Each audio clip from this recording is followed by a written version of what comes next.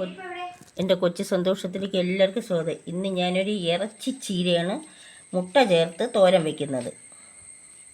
ചീര തോരൻ തയ്യാറാക്കാൻ വേണ്ടി നമുക്ക് ഒരു മുറി തേങ്ങ, ഒരു 8 കാന്താരി മുളക്, ഒരു തുടം വെളുത്തുള്ളി, അതായത് ഒരു 6-7 കഷ്ണം വെളുത്തുള്ളി, അല്പം മഞ്ഞൾപ്പൊടി, ജീരകം, ഇതും കൂടി ഒന്ന് ചതച്ചെടുത്തുകൊണ്ട് വരാം.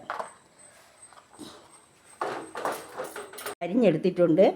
ഇനി ഉപ്പും തേങ്ങയും വെളുത്തുള്ളിയും ജീരകവും മഞ്ഞൾപ്പൊടിയും കാന്താരി മുളകും കൂടെ ചതച്ചയിൽ ഈ ഇല ഇട്ടൊന്ന് വിരവിയെടുക്കാം. നമുക്ക്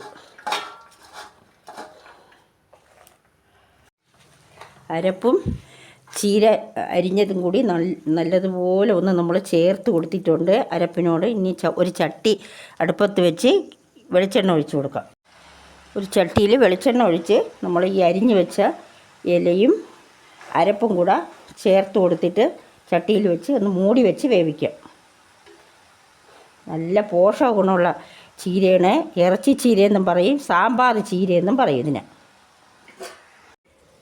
ഞാൻ പറയാൻ മറന്നുപോയി, ഈ ചീര മൂടി വയ്ക്കാതെയാണ് നമുക്ക് വേവിക്കാനുള്ളത്. ചീര ഏകദേശം ഇവിടെ ആയിട്ടുണ്ട്. അപ്പോൾ നമുക്കൊരു മുട്ട ഇങ്ങനെ നടുക്കോട്ട് ഒഴിച്ച് കൊടുക്കാം.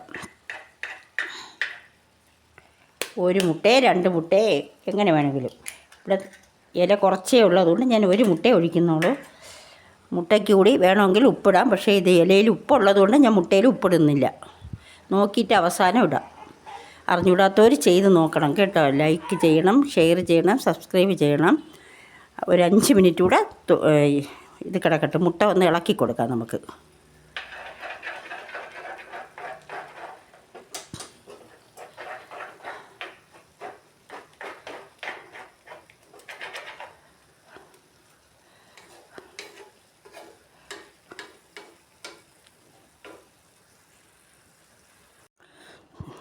തോരൻ ഇവിടെ റെഡി ആയിട്ടുണ്ട്.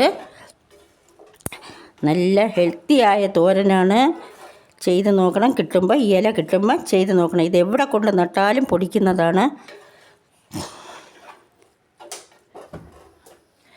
ഗ്യാസ് ഓഫ് ചെയ്യാം.